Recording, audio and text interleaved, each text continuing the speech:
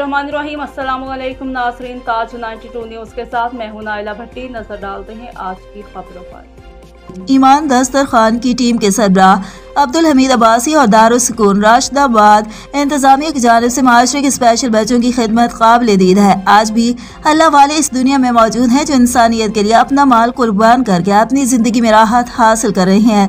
मेरी आंखों ने जो मंजर देखा वो मेरी जिंदगी के लिए एक राह दिखाने में मददगार साबित होगा।